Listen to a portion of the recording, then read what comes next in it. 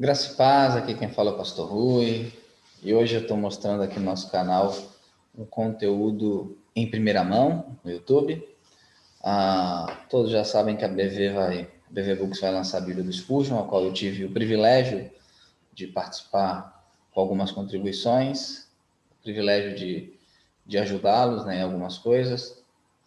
E eles já lançaram um livreto, né, com o livro de Gênesis, mas eu tenho o livro de Mateus. E a gente vai dar uma olhadinha no livro de Mateus em primeira mão, exclusivo, no nosso canal. Agradeço ao Cláudio pela permissão para que eu mostrasse no nosso canal. A gente vai pegar algumas passagens de Mateus, algumas passagens famosas, né, de Mateus, para a gente poder analisar aqui. Aqui vai ter introdução, vocês já viram em outros vídeos sobre Gênesis, tem introdução, livro, aquela coisa toda. Vamos para o conteúdo aqui, Bíblia King James do Spurgeon. Já sabem que vai ter na King James do Spurgeon aqui o cabeçalho, né, do título. Aqui vai ter como chama? As referências, vai ter as referências, né? Vai ter também os comentários do Spurgeon, alguns esboços de sermões, né? E vai ter também na Bíblia do Spurgeon frases, orações, essas coisas. Tem uma travada aqui no meu computador, mas não tem problema. Vamos aqui, exatamente aqui que eu queria. Vamos, primeiro bloco que a gente vai analisar, né, os comentários do Spurgeon, as bem-aventuranças, né, as beatitudes. Vamos ver aqui o comentário do Spurgeon de Mateus.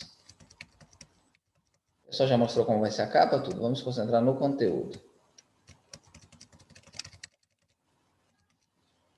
Aqui o comentário do capítulo 5, versículos 1 e 2. Spurgeon vai dizer: Nosso Salvador logo reuniu uma congregação. As multidões perceberam o amor dele por elas, e uma disposição para abençoá-las, e por consequência ele se ajuntavam ao seu redor. Ele escolheu uma montanha e uma área aberta para fazer seu grande discurso, e nós deveríamos estar felizes por encontrarmos tal lugar nas nossas reuniões.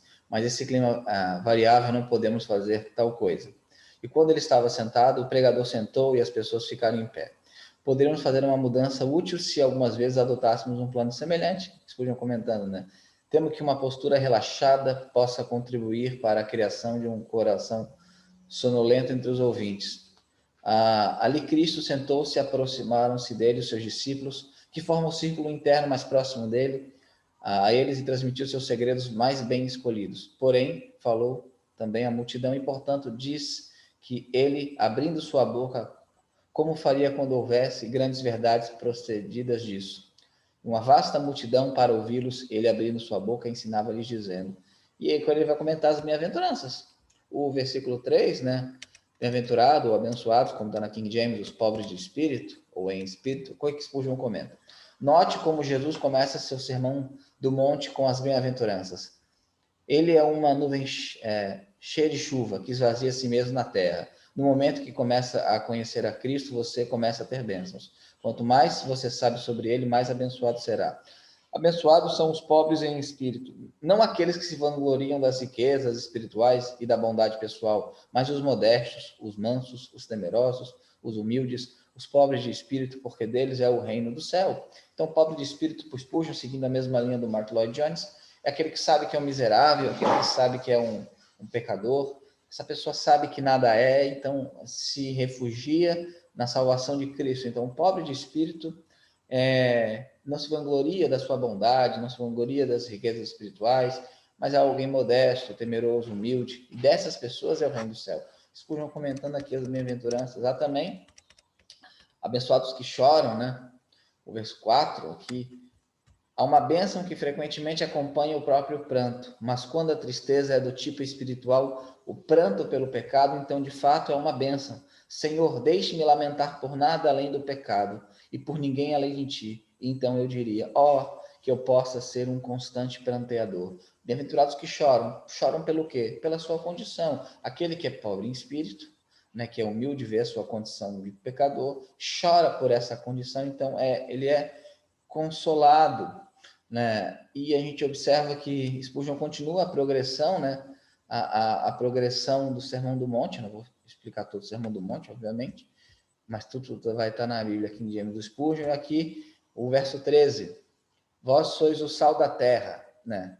Seguidores de Cristo, vós sois o sal da terra. Você ajuda a preservar e a vencer a corrupção que há nela. Um cristão professante sem nenhuma graça, um homem religioso a qual a própria religião está morta.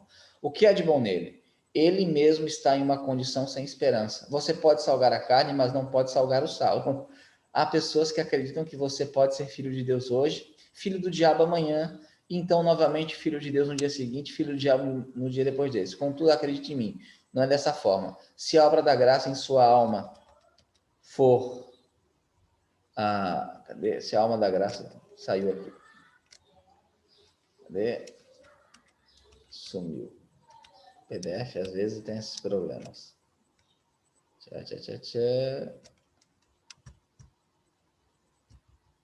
Se a obra da graça em sua alma for, agora vamos para realmente realizada por Deus, durará toda a sua vida, e se não durar, é a prova que não é obra de Deus. Então, Spurgeon dizendo o seguinte, ó, você não é filho de Deus amanhã, do diabo hoje, depois fica mudando, não tem como salgar o sal, né? Se você teve uma obra da graça na sua vida, você terá essa obra da graça por toda a sua vida.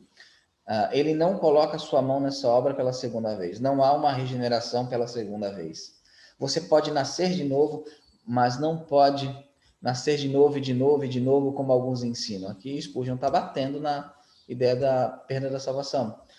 Não há observações desse tipo nas Escrituras. Por isso, regozijo-me com o fato de que a regeneração, uma vez verdadeiramente feita pelo Espírito de Deus, ser uma semente incorruptível que vive e permanece para sempre. Mas tenha cuidado, professor, para que você não seja como o sal que perdeu o sabor e, portanto, não serve para nada, né? Então ele está comentando aqui a nossa qualidade de sal, né? O verso 14, vós sois a luz do mundo. A Bíblia não é a luz do mundo, é a luz da igreja. Todavia o mundo não é a Bíblia, mas analisa os cristãos. Vós sois a luz do mundo. Vocês, cristãos, são como uma cidade construída em um monte que deve ser vista. Como serão vistos? É bom que sejam dignos disso. Spurgeon aqui, o material de Spurgeon da Bíblia, do Spurgeon, ela é uma riqueza para a pregação, né? Não que você vai copiar Spurgeon, mas ela vai te dar insights maravilhosos. A gente vê aqui em poucos conteúdos a riqueza de comentário da Bíblia do Spurgeon aqui em Mateus, né? É uma coisa maravilhosa. E vamos aqui para o verso 17 e 18, bem polêmico, né? Não penseis que vim destruir a lei ou os profetas. Eu não vim para destruir, mas para cumprir, porque na verdade vos digo, até que passem o céu e a terra, um iota ou um traço da letra não passará da lei até que tudo seja cumprido. Perceba como o grandioso Senhor do Novo Testamento confirma o Antigo Testamento. Ele não veio para firmar um criticismo violento que irá rasgar em pedaços o livro de Deuteronômio. Aqui Spurgeon já conhecia provavelmente a ideia do teoria javista eloísta. Spurgeon está batendo nisso, né? Que arrancará a parte central dos salmos, ou que moerá Ezequiel em pó em suas próprias rodas. Mas Cristo veio para estabelecer tudo o que já havia sido escrito, ainda mais firmemente do que antes, e fazê-lo permanecer firmes como as colinas eternas. Jesus Cristo veio cumprir, dar o sentido pleno e completo do que o Antigo Testamento profetizou, né?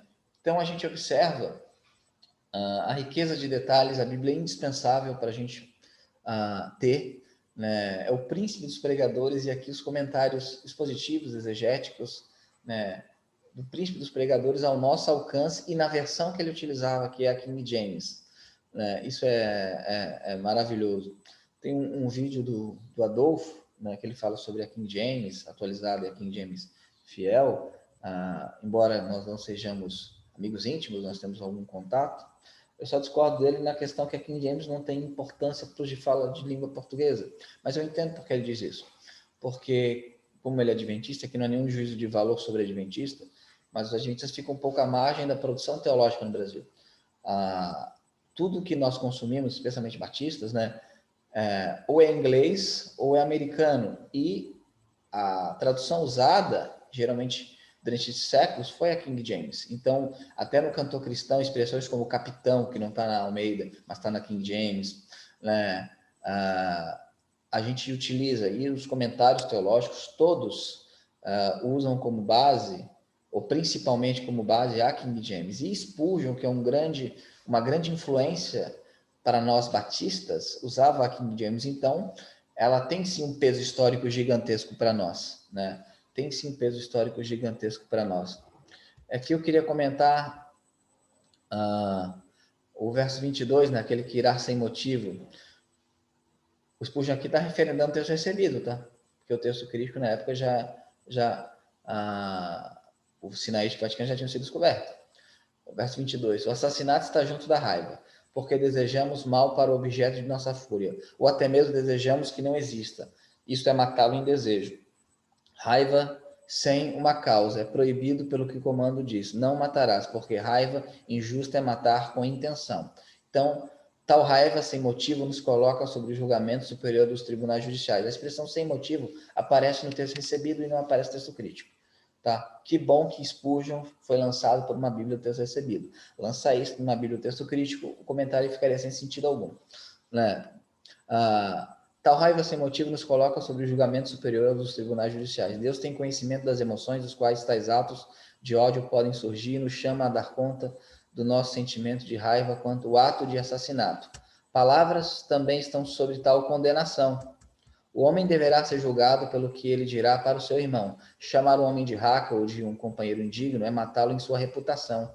Dizer-lhe és tolo é matá-lo quanto às consequências mais nobres de um homem. Portanto, tudo isso é submetido à censura que os homens distribuem em seus conselhos. Sim, sobre o que é muito pior, a punição concedida para a mais alta corte do universo que condena os homens ao fogo do inferno. Assim, nosso Senhor e Rei restaura a lei de Deus, a sua verdadeira força, e nos adverte que não denuncia apenas o ato de matar, mas todos os pensamentos, sentimentos e palavras que tenderiam a ferir um irmão ou aniquilá-lo pelo desprezo. Aqui o Senhor Jesus, confirmando os princípios morais do Antigo Testamento, diz o seguinte: vocês não entenderam. Não é só lá não dar uma facada na pessoa. Você não pode ter um desejo sem uma raiva, uma ira sem motivo contra essa pessoa. Então temos aqui, nesse pequeno trecho, a riqueza de detalhes. Ela não é tão técnica como, por exemplo, a Roma.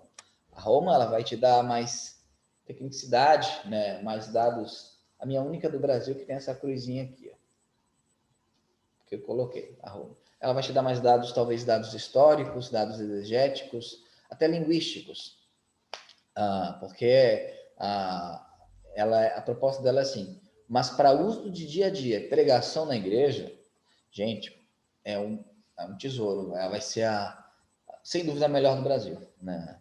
Pelo texto, porque às vezes as pessoas pegam um autor, século XVII, XVIII, XIX, um comentário e colocam uma Bíblia NVT. Aí o autor fala uma coisa e o comentário outra.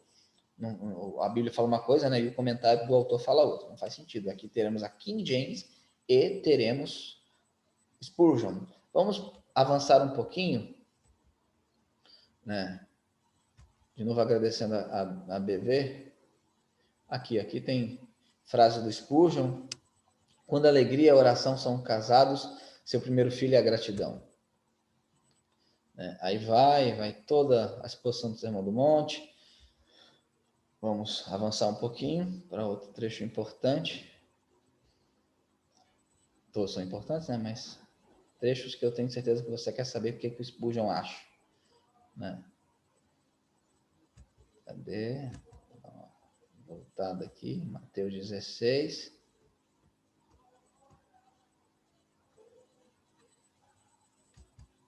Aqui o comentário, né, de Spurgeon sobre tu és a rocha, tu és a pedra. Aqui, ó. Cadê?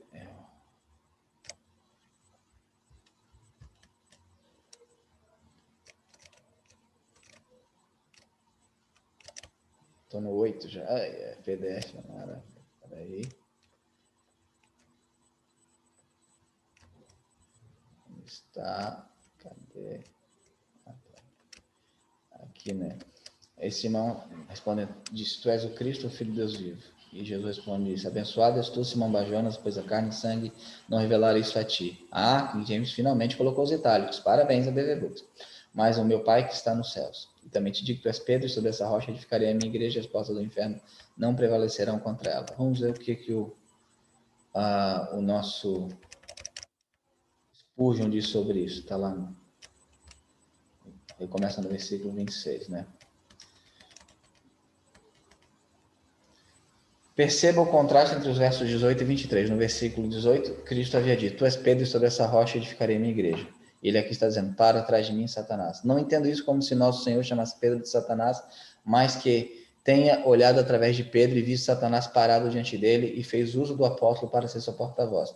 O melhor dos homens, às vezes, pode servir melhor ao diabo do que um homem mau. Ele pode falar por meio dos que o amam o Senhor, palavras que são limpas e contrárias à mente de Cristo. Então, Cristo vê Satanás espreitando como um entrincheiramento atrás de Pedro e diz: para trás de mim, tu és uma ofensa para mim. A ideia de ter pena de si mesmo, o pensamento de fugir da tarefa que havia sido entrado, era ofensiva para ele. Havia um sabor sobre as coisas dos homens, de si mesmo e do alto esvaziamento em vez do alto sacrifício divino, generoso, desinteressado, de abnegação.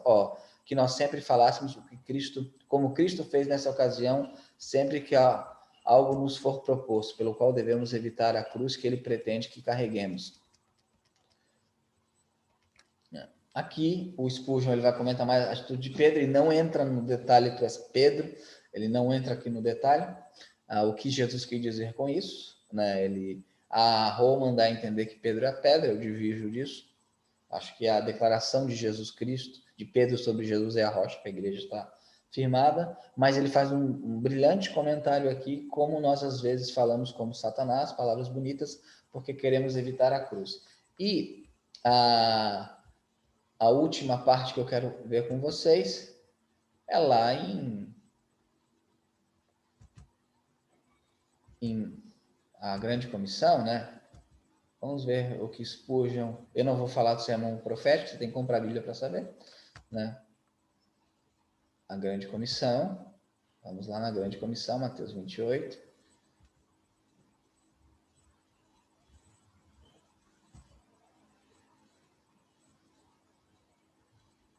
Muito comentário.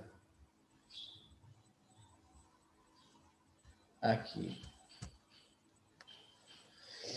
Aqui os nossos irmãos de outras confissões pedobatistas talvez não gostem, não é o Spurgeon, não sou eu. Aquele verso 19 e 20, né? Vamos ler aqui o verso 19 e 20.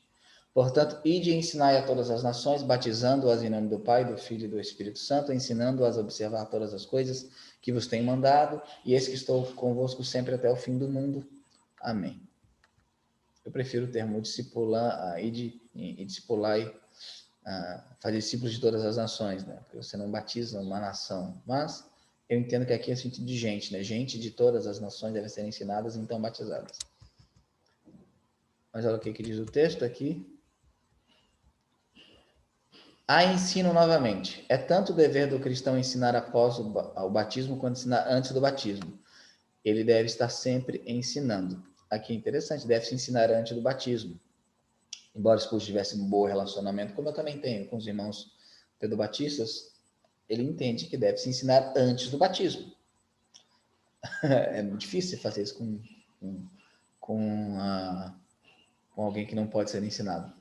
Né? Portanto, os crentes devem sempre ser aprendizes, pois Cristo sempre quis que seus servos fossem professores, ensinando-os a observar todas as coisas que vos tenho mandado. Não devemos inventar o evangelho, não devemos mudar, substituir, cortar e moldá-lo para enfrentar o avanço da era. O mandamento de Cristo é claro, ensinando-os a observar todas as coisas que eu tenho mandado. Isso aqui é importantíssimo, irmãos. Nós não devemos mudar o evangelho, substituir o evangelho por outra coisa, cortar, subtrair, moldá-lo para enfrentar o avanço da era. Qual é a solução da igreja para o casamento gay? Qual é a solução da igreja para o problema do aborto? É a mesma que sempre teve. Isso sempre teve no mundo e a igreja sempre teve a mesma mensagem. Arrependei-vos e crede no evangelho. O evangelho é um só, o evangelho não pode ser mudado para agradar o mundo. Spurgeon aqui ele é profético, se podemos dizer assim. Nós não podemos mudar o evangelho. O mandamento de Cristo é claro, ensinando-os a observar todas as coisas que vos tenho mandado. E o verso 20, né? Ele tem a sua comissão, aqui está o selo, aqui está a fonte de seu poder, aqui está a sociedade no qual ele deve trabalhar. Eis que estou convosco sempre. Deus conceda que você e eu, seguindo para ensinar por Cristo, possamos sempre ter o som dos pés do nosso Mestre conosco até o fim do mundo. Amém. Que coisa gloriosa a Bíblia do Spurgeon, meus irmãos. Eu estou ansioso para receber a minha. Né? Você deve comprar, mas você talvez 200, 180. Gente, você pegar 2, 3 meses, você gasta isso de lanche, né? Ou você compra um jogo de videogame.